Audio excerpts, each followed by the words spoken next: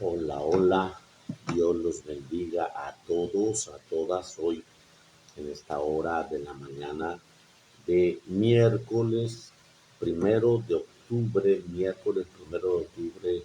que la divina providencia te sustente en cada momento para que nunca te falte casa, vestido y sustento y el último día de tu vida, los santos sacramentos. Bendiciones a todos, a los pies que el Señor les provea todo lo necesario en este mes del Santo Rosario, en este día de gracia y bendición, iniciando el mes en su presencia, en su providencia. Hoy estamos celebrando a Santa Teresita del Niño Jesús en el año 1897. Bendiciones a todas las Teresitas, a todos los que llevan nombre de Teresa también, que es varones en segundo nombre. Dios los bendiga abundantemente a los que cumplen años y a los que es día de su santo. Muchas bendiciones. Escuchamos este canto y nos disponemos al Señor en la vida de los santos.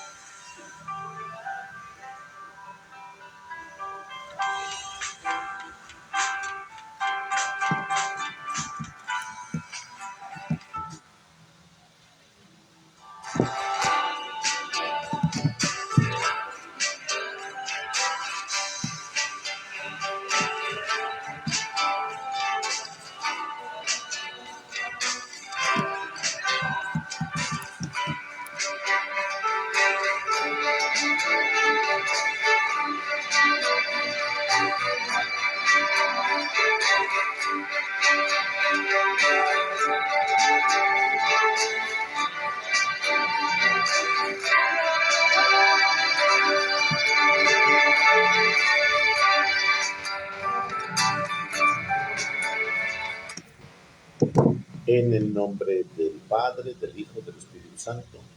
Amén. Santa Teresita del Niño Jesús o Santa Teresita de Lisieux. En el año 1897. Nace el 2 de enero del año 1873 en Alencon, Florencia. Su padre Luis Martín era relojero y la mamá Acelia María costurera. Tuvo una infancia feliz, llena de buenos ejemplos. Ella misma lo dice: mis recuerdos más antiguos son de sonrisas y de demostración de aprecio y de ternura. Desde muy pequeña es muy viva, impresionable, admi- a- ambic- y ambiciosa. En cierta ocasión en que le ponen a escoger entre varios regalos, exclama: yo me quedo con todos. Eso será el retrato de su vida. Más tarde exclamará: Dios mío, yo lo quiero todo, yo te quiero a ti. Quiero ser santa, pero no a medias, sino completamente. Su padre la ve enseñando poquito a poco a decir sí a Dios cada vez que la conciencia le pide hacer algo, algún sacrificio en favor de los demás. Y en el año 1877, cuando la niña tenía apenas 4 años, muere la mamá. Desde entonces, su hermana mayor, Paulina, y su padre se encargan totalmente de su educación, y para que la muchacha huérfana pueda estar bajo la protección de una tía, se va a vivir a un pueblo llamado Lisieux, se pronuncia Lisieux, y esta le, la llamará más tarde Teresita de Lisieux. Su hermana Paulina le lee frecuentemente libros religiosos, y esto va despertando en la niña un gran amor por Dios y por la religión. Cuando Teresita tenía 9 años, su hermana Paulina se va de religiosa donde las hermanas carmelitas. Esto deja en el alma de la niña un enorme vacío, el cual logra suavizar colocándose bajo la protección de la Madre de Dios, cuyo cuadro parece demostrarle que la Virgen María la ha aceptado como hija y la toma bajo su protección, la cual la consuela muchísimo. En el colegio, dice ella misma, había alumnas que gozaban de alguna preferencia especial de ciertas profesoras. Yo me dediqué a obtener que alguna de ellas me tuviera preferencias, y gracias a Dios no lo conseguí, y con esto me libré de muy graves peligros afectivos. Cuando Teresita tiene 14 años, su hermana María se va también de religiosa donde las carmelitas, y su soledad aumenta, pero en la Natividad de aquel año le parece que el niño Jesús le invita a consagrarse totalmente a él. Aquella noche la consideró siempre como la noche de su conversión. Lo que más la movía a dedicarse totalmente a Jesucristo fue un comentario piadoso oído a su amadísimo papá aquel 24 de diciembre. Anuncia a su padre que deseaba entrar también ella de hermana carmelita, y acepta. Él acepta, pero resulta que en el convento no aceptan niñas de esta edad todavía. Entonces se va a una peregrinación a Roma en el año 1887 con ocasión de la celebración de los 50 años de sacerdocio del Papa León XIII. Y cuando el Santo Padre pasa bendiciendo a sus peregrinos, Teresita se adelanta y le dice: Santo Padre, como regalo de su jubileo o bodas de oro sacerdotal, concédame la gracia de entrar en las hermanas carmelitas a los 15 años. El sumo pontífice la mira con exquisita amabilidad y le responde: entrarás si esa es la voluntad de Dios. Y junto con su padre va en peregrinación a visitar varios santuarios o templos famosos donde se obran milagros. Y en el abril del año 1888, 3 meses después de la muerte de San Juan Bosco, logra entrar en el convento de las Carmelitas de Lisieux, y esta fecha la llama ella el día de mi felicidad total. Las religiosas notaron desde el primer día en que ella equilibró a equilibrio emocional, no como las niñas de... A ver. Las religiosas notaron desde aquel día en que ella el equilibrio emocional no común de las niñas de la edad de 15 años. El director espiritual quedó admirado de que esa joven no vivía como de vana ilusión, sino que tomaba la vida con seriedad y paz. Desde el principio de su vida religiosa, su libro preferido es siempre las Sagradas Escrituras, sobre todo el Nuevo Testamento. Su oración preferida, además del Padre Nuestro y del Ave María, son siempre los salmos de la Sagrada Biblia, y le agradaba mucho leer y meditar los santos evangelios y las cartas de San Pablo. Por orden expresa de sus superiora escribe su autografía titulada Historia de un alma, y en este libro que se ha hecho famoso en todo el mundo, en el año 1889, sufre la pena de ver que su padre pierde el uso de razón a causa de uno de los ataques de parálisis.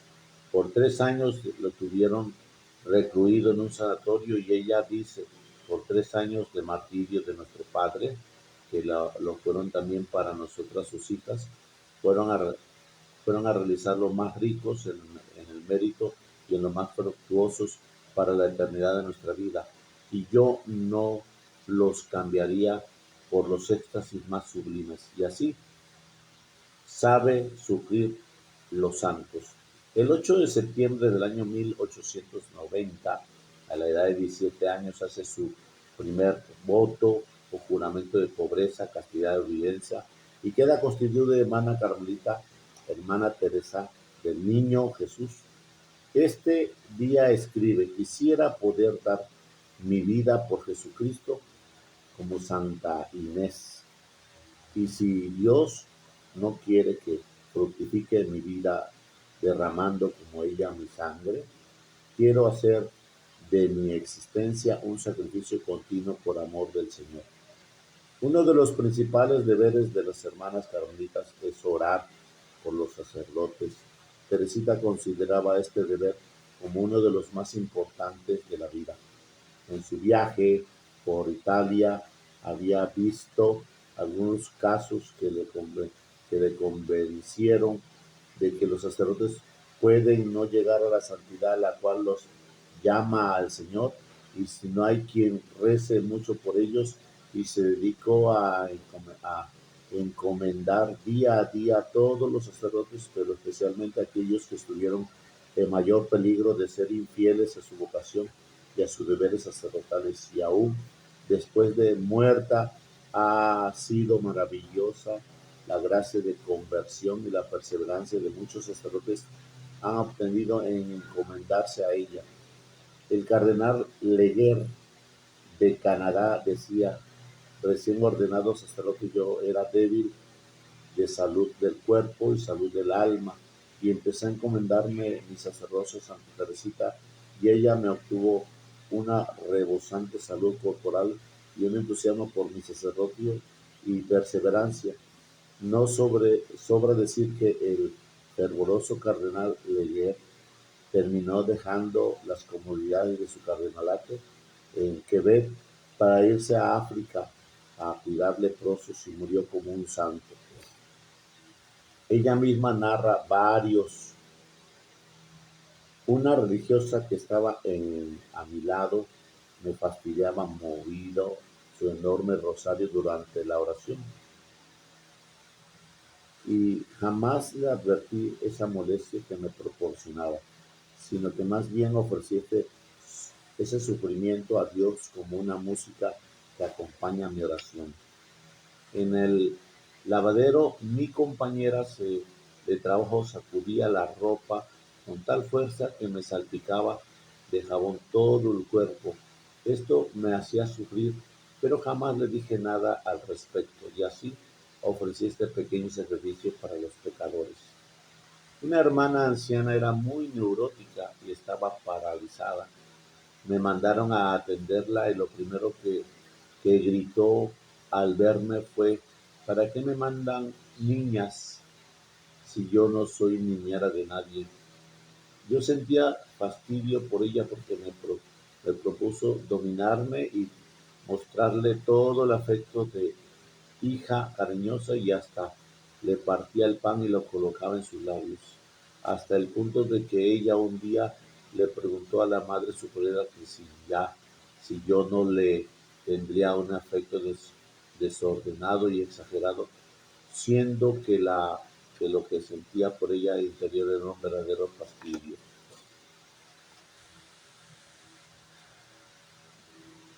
Tanto fue su agradecimiento en el último de su enfermedad, pidió como gracia especial que estuviera yo junto a su lecho en el momento de morir. Alguien me preguntó, ¿por qué nuestro Señor le ayuda tanto, muchas más que a otras personas? Y ella respondió, no sé, debe de ser porque me considero siempre muy pequeña y muy necesitada. Yo estoy siempre ante Dios como quien no vale nada de por sí y todo lo necesita obtener de la ayuda divina. Es que la frase del Evangelio que más le ha impresionado era aquella de Jesús. Quien desee ser el primero en el reino de los cielos, que se haga como niño. Quien no se hace como un niño no entrará en el reino de los cielos. Mateo 19, 14. A otra persona que le preguntó, ¿y cuál es la razón por la cual sus consejos tienen tanta eficacia en las personas que lo escucharon? Le contestó su secreto, yo nunca aconsejo nada a nadie sin haber encomendado a la Virgen Santísima.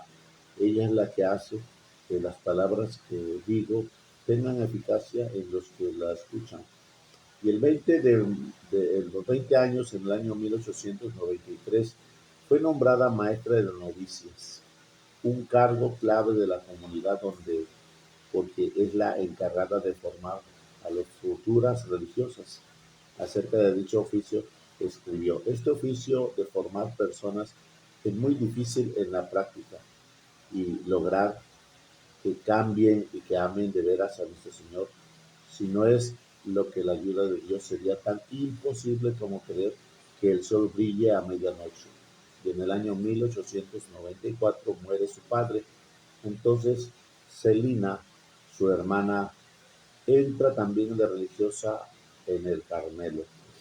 Y así ya sus son Teresitas y sus tres hermanas todas religiosas. En la noche del Jueves Santo del año 1896, Teresa sufre la primera señal grave de enfermedad que le iba a llegar al sepulcro, la tuberculosis o tisis. Esa noche un vómito de sangre le anunció, como dice ella misma, que el amor de los amores vendrá ya muy pronto a llevarme al paraíso. Su terrible enfermedad duró 18 meses, que son verdaderamente martirio, pero sobrellevados con un valor, una calma y una alegría verdaderamente admirable. De vez en cuando tiene que salir a pasear por un jardín por orden del médico. Cada paso que da es como un puñal que le clavan en el pulmón de enfermos. La enfermera le dice, Teresita, ya que sufres tanto al caminar, no camines más. Y él le respondió, sigamos. Es que cada paso doloroso que doy lo ofrezco por un misionero que esté en peligro de desanimarse de su vocación. Las misiones y los misioneros son el tema de toda su oración y al fin por el cual ofrece su enfermedad y dolores y agotadora. Por eso lo nombran después patrona de las misiones y de los misioneros. Ya enferma, anunció varias cosas que después de su cumplimiento se cumplirían exactamente. Siempre ha ofrecido a Dios amor y solo amor, y Dios me pagará con amor. Después de mi muerte derramaré una lluvia de rosas. Quiero pasar mi cielo haciendo bien en la tierra y eso es lo que he cumplido de manera admirable. Lo narra ella misma.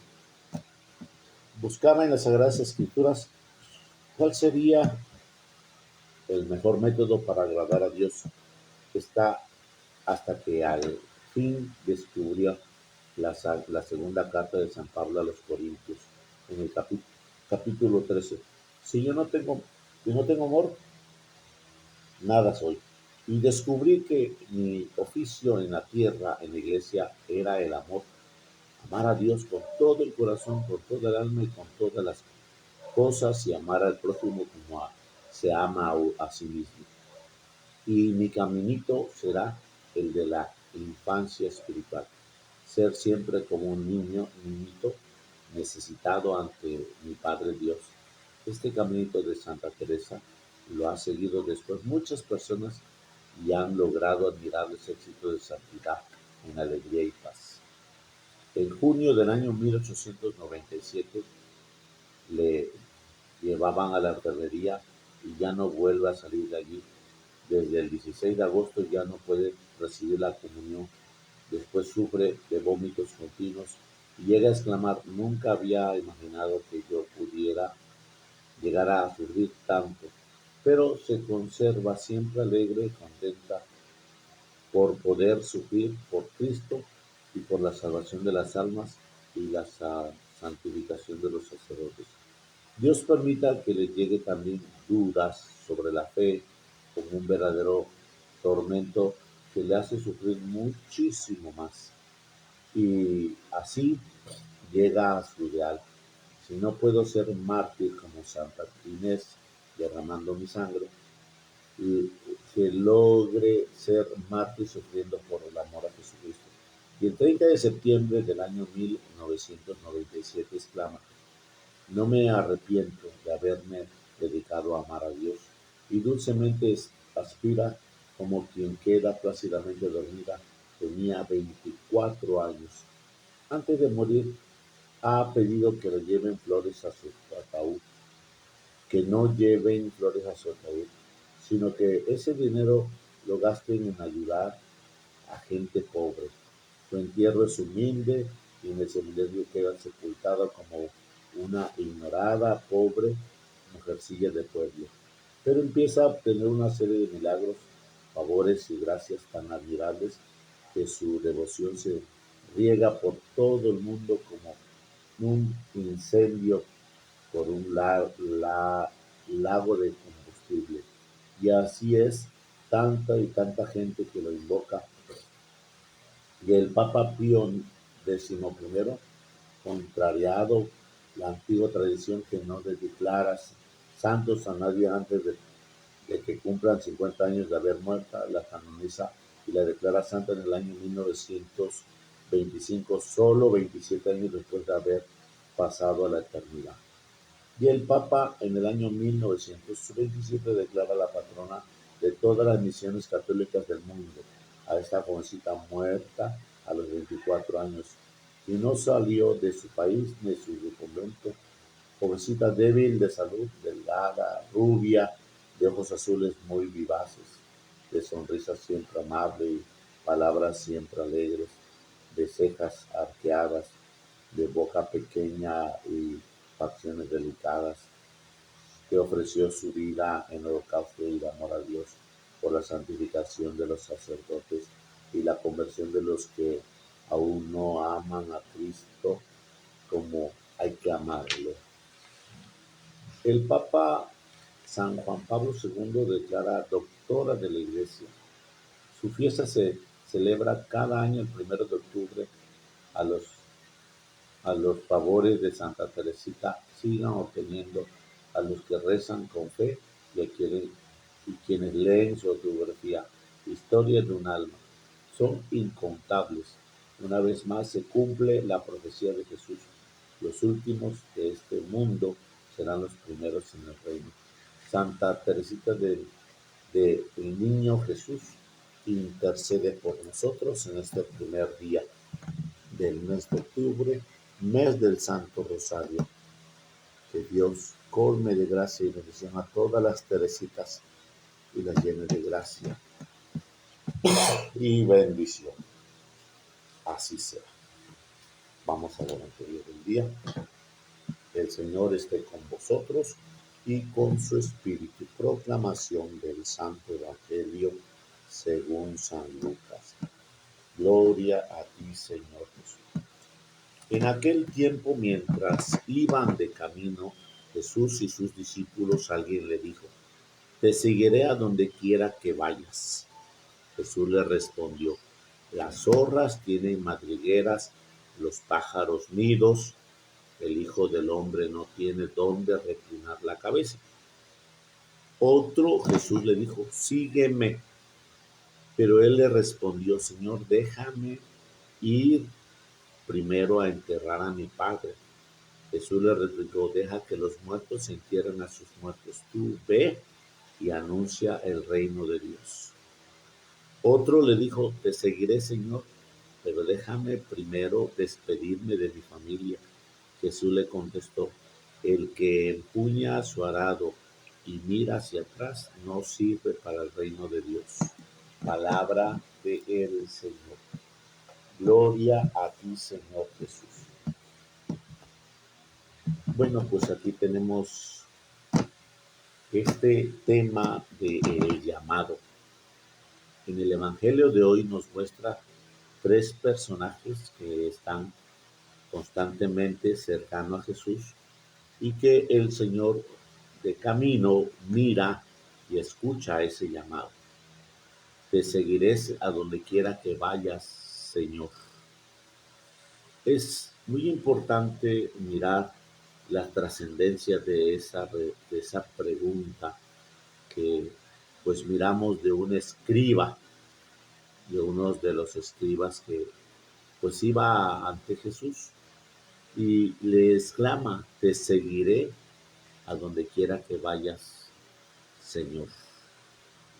Jesús conoce los corazones y el seguirlo significa desprenderse de lo que tenemos, desprenderse de lo que somos, dejar la canasta que habías llenado de otras cosas, dejarlas ahí para seguirlo al Señor.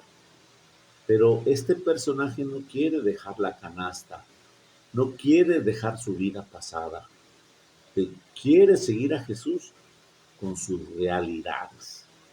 Y por eso Jesús contesta: las zorras tienen madriguera. O sea, para seguirme tienes que dejar todo ahí. Para seguirme tienes que no estar mirando atrás. Si tú quieres seguirme con tus astucias, con tus artimañas, con tus mentiras, pues no me estás siguiendo. Crees tener un seguimiento, pero no me estás siguiendo. Por eso las zorras tienen su madriguera. Y date cuenta que el zorro que tiene su madriguera nunca se va a despegar de su madriguera, porque sale al inicio de la mañana y regresa hasta la tarde para poder traer lo necesario para comer, y llega a su madriguera para poder así tener pues lo que lleva de robar. Hoy te invito a que mires cómo estamos siguiendo a Jesús, porque queremos seguirlo con todas nuestras artimañas, nuestras astucias, con nuestras argucias, y así no es un seguimiento. Seguir a Jesús tenemos que soltar todo, dejar esa canasta que tenemos llena de cosas que no nos llevan a Jesús y que la hemos llenado también de cosas que no son de Jesús. Y nos muestra el Señor cómo es que hay que seguirlo. Los pájaros que son nobles, pues tienen sus nidos, y esos pájaros que tienen sus nidos tienen constantemente esa continuidad de ir a su nido y tienen un apego. Pues tú y yo también tenemos que soltar los apegos para tener ese camino digno de Jesús. Y por último, el Hijo del Hombre no tiene dónde reclinar la cabeza. Pues tú y yo muchas veces consentimos el pecado, permitimos el pecado, permanecemos en el pecado. Y pues como hijos de hombres no sabemos, no tiene dónde reclinar la cabeza. Y a veces tenemos muy revuelta nuestra cabeza. Segundo personaje, Jesús le dice: sígueme. A un segundo personaje le dice Jesús: sígueme. Y Jesús le dijo, sígueme, pero él le responde, Señor, déjame ir primero a enterrar a mi padre. Déjame ir primero a enterrar a mi padre. Miremos el contexto que por ahí un autor escuché. Este joven no había muerto su padre, es más, no estaba ni convaleciente, pero le dice Jesús, sígueme. Y él pone como de obstáculo, déjame primero que se muera mi padre, que yo entierre a mi padre para seguirte. Entonces Jesús, con claridad, le dice, deja que los muertos entierren a sus muertos. ¿Qué quiere decir? Su padre no está muerto, pero no quiere seguirme su padre. Y si no me quiere seguir ese papá, pues deja que los muertos entierren a sus muertos. Ahora bien, miremos a aquel joven que se casó, pero que no quiere dejar la casa paterna, no quiere dejar la casa materna. Me casé contigo, pero antes de que estés tú, ya estaba papá y mamá, y si que tengo que ir a ver a papá y mamá. Dice, aquí dice el Evangelio, deja que los muertos entierren a sus muertos. Usted deje ahí y venga con su esposa y su familia propia. Entonces hay que tener claro el concepto de seguir a Jesús en el rubro del matrimonio. Es que antes de que tú estuvieras como mi esposa, diría aquí el Evangelio, dice el Evangelio, pues mi papá y mi mamá es primero. Entonces no te hubieras comprometido. Por eso Jesús dice, deja que los muertos entierren a sus muertos. Y realmente aquí miramos que ese joven pues tenía esa situación emocional todavía. Tú ven y anuncia el reino de Dios. Tercero, te seguiré, Señor, pero déjame primero despedirme de mi familia. ¿Y quién es este? Este es el que realmente tiene también un apego y que dentro de ese apego tiene una continuidad en su familia. Es que me preocupa mi familia. Yo recuerdo un caso en esta índole del Evangelio que me pasó a mí en una maniobra mal trabajada. Mi familia sí, perdió la camioneta, perdió la casa, en una maniobra, les vuelvo a repetir, no muy bien vista. Quien haya sido, fue, punto. Entonces, yo estando en el seminario, me sentí muy angustiado. Y yo le dije al padre, padre, resulta que esto está pasando en casa. Están perdiendo la casa, están perdiendo los bienes, perdieron el local que teníamos. Y yo aquí no estoy haciendo nada y me siento angustiado de querer hacer algo. ¿Qué? No sé. No sé qué pudiera hacer. Entonces llegué a casa, no me salí, sino que yo tenía ganas de salirme, pero me dieron permiso para ir a casa, fui a casa, platiqué con mamá. A mamá la sentí muy, muy serena. El hermano que hizo lo que hizo o como lo hizo, pues ni modo, ya pasó, ya los bienes son para salir adelante. El asunto es de que mi mamá estuvo de casa en casa, en alquiler, y eso ya no me gustaba mucho. Y estuvo de un lugar a otro, teniendo tantos hijos bien acomodados. Cada quien estaba, por supuesto, acomodándose. Todavía no tenían tanta como acomodo como ahora que ya cada quien tiene su casa. Pero en aquel entonces me daba mucha tristeza ver a mamá que tenía que lidiar sola después de que nos sacó adelante, después de que fue muy valiente para ser capaz. Y a mí me angustiaba mucho eso. Y yo no estaba muy conforme. Y entonces aquí me decía el Evangelio, el Padre, platiqué mucho con él, me conversó y dime, ¿y tú qué vas a ir a ayudar? ¿Qué sabes hacer para ayudarnos? No vas a hacer una carga más allá. Sí, tiene usted toda la razón. Pero dígame, Padre, ¿quién va a pagar lo que yo todavía tengo que estar pagando mensualmente aquí en el seminario? ¿Quién lo va a pagar? ¿Cómo es que voy a estar yo en esa situación de que dependía de casa, dependía de mamá para que se fuera mensualmente esta situación y no hay? Y dice el Padre, Dios proveerá, calma, Dios proveerá, Dios irá adelante. Y cierto, así fue como el Padre lo dijo. Dios se manifestó y aquí dice, te seguiré, Señor, pero déjame primero despedirme de mi familia. Y Jesús dice aquí, el que puña su arado y mira hacia atrás no es digno de mí. Entonces, ¿qué quiere decir eso? Que tienes que perfilarte, porque cuando va jalando el arado, los bueyes o la máquina, pues tiene que tener bien derecho ese arado. Y implica fuerza, y en la fuerza implica obediencia en esa fuerza. Afletarse a una obediencia de la fuerza que tiene que llevar el arado con firmeza para que no se te cantee, porque si se te cantea, se entierra más y se vara, es decir, se clava. Entonces salió todo conforme el plan. Yo era seminarista, te recuerdo.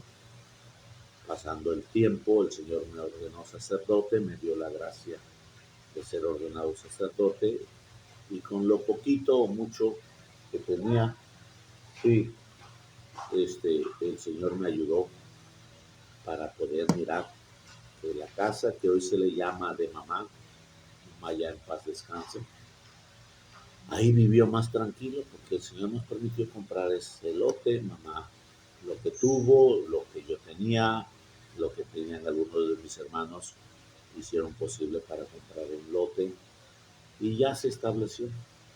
Entonces el Señor nos permitió tener esa situación. Pasó el tiempo, primero se hizo la casa de madera porque no teníamos mucha solvencia. Fue pasando el tiempo, el Señor nos permitió hacer la casa formal de concreto, cosa que ahorita ya está de concreto, pero pues mamá ya entregó cuentas y quien vivía ahí, mi hermano, ya entregó cuentas. Entonces, dice el Señor, el que puña su arado siga adelante, el Espíritu Santo provea, y toma el arado y sigue adelante, no mires hacia atrás, toma el arado y no te quedes en tus recuerdos, toma el arado y no te quedes en lo que pasó ayer, porque no debes de mirar atrás, porque si no, no servimos para el reino de Dios. Entonces, mirar atrás es mirar quizás las derrotas, quizás la tentación de las inclinaciones, y no avanzamos. Así que hoy te pide el Señor que mires en este día de la providencia, que mires en este día de su gracia y su presencia. Que el Señor esté con nosotros y con su Espíritu. La bendición de Dios Todopoderoso, Padre, Hijo y Espíritu Santo, descienda sobre nosotros y permanezca para siempre. Amén. Feliz, feliz inicio de mes en la presencia, en la gracia de la divina providencia. Que Dios los colme de gracia y bendición. Parroquia de Cristo Rey, Nuestra Señora del Carmen, Infonaví Buenavista. Buen día. Dios los bendiga. Dios se llevará a su